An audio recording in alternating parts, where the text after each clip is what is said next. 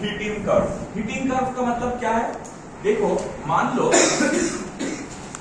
ये टाइम है और ये टेम्परेचर है, ठीक है। मतलब हम लोग एक आइस का टुकड़ा लिया है और मान लो वो आइस का टुकड़ा को कितना टेम्परेचर में लिया है? -50°C में लिया है, ठीक है। और उसको क्या कर रहे हैं? हीट एनर्जी दे रहे हैं, राइट, हीट एनर्जी दे रहे हैं। तो क्या होगा? एक आइस को -50°C में लिया है और इसको हम लोग नीचे से एक बर्नर से मान लो हीट एनर्जी सप्लाई कर रहे हैं। क्या होगा उसका? राइट, वो मेल्ट नहीं करेगा। कब तक नहीं करेगा पलाश? कब तक मेल्ट नहीं करेगा वो? जब तक उसका मेल्टिंग पॉइंट ना पहुंचे। कब तक मेल्ट नहीं करेगा? जब तक मेल्टिंग पॉइंट ना पहुंचे। कितना मेल्टिंग पॉइंट कितना है? 0°C। तो देखो हम लोग यहां से स्टार्ट करेंगे, मान लो यहां से स्टार्ट हुआ, ठीक है। तो यहां से टेम्परेचर बढ़ता जाएगा टाइम के साथ साथ, लेकिन जैसे ही 0°C में आएगा उसका टेम्परेचर बढ़ना बंद हो जाएगा।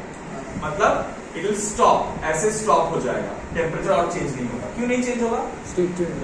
क्योंकि स्टेट चेंज हो रहा है। स्टेट चेंज के टाइम टेम्परेचर चेंज क्या नहीं होता है? मतलब ये आइस जब तक पूरा मेल्ट ना हो जाए तब तक उसका टेम्परेचर कितना रहेगा? कितना रहेगा? हाँ, 0 रहेगा, क्योंकि वो 0°C में ही अपना स्टेट चेंज करता है। उससे आगे भी नहीं करेगा, उसके बाद भी नहीं करेगा। समझ में आया? सो 0°C में आके ना ये कर्व रुक जाएगा। क्यों रुक गया? क्योंकि स्टेट चेंज में टेम्परेचर चेंज हुआ नहीं होता है। इसीलिए यहाँ पर जो हीट एनर्जी सप्लाई किया जाता है इसे हम लोग क्या बोलते हैं? Latent heat. लेटेंट मतलब वो छुपा हुआ रहता है, उसको टेम्परेचर चेंज नहीं होता। लिक्विड में आ गया इसे फिर जब उसका मतलब वो लिक्विड स्टेट मतलब वो चेंज नहीं कर रहा है। जब तक लिक्विड में ना आ जाता है पूरा चीज तब तक उसका टेम्परेचर चेंज नहीं करेगा। क्या चेंज नहीं करेगा? टेम्परेचर चेंज नहीं।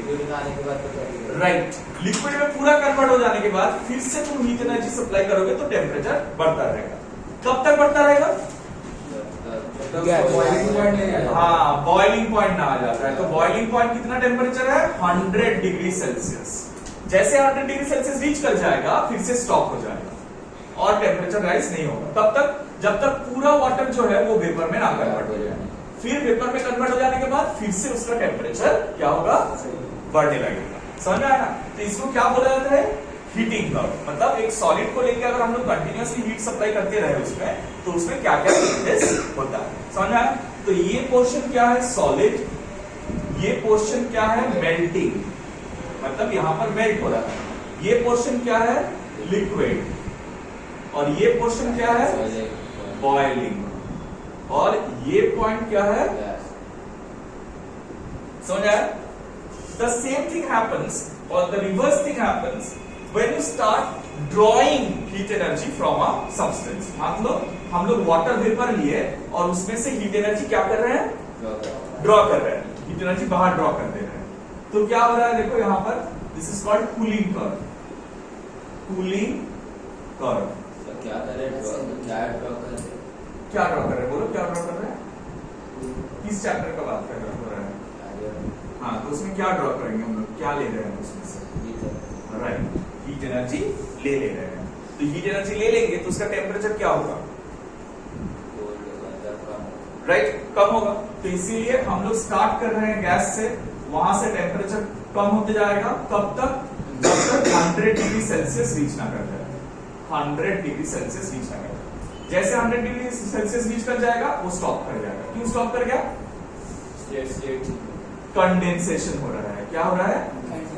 कंडेंसेशन। समझ में आया ना? कंडेंसेशन हो रहा है। कब तक कंडेंसेशन चलेगा? जब तक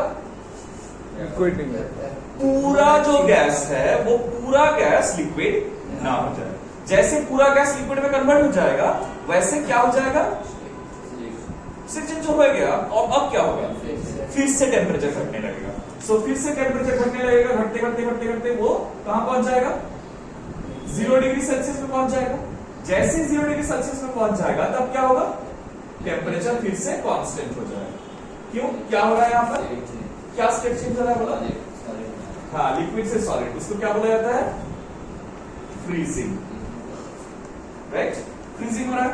तो ये था गैस, ये था लिक्विड, और इसके बाद अब फिर से टेम्परेचर करने लगा तो वो सॉलिड होगा। समझ आया? हाँ या ना? जल्दी से बना लो हीटिंग कप और कूलिंग कप क्विकली। दोनों ना। हाँ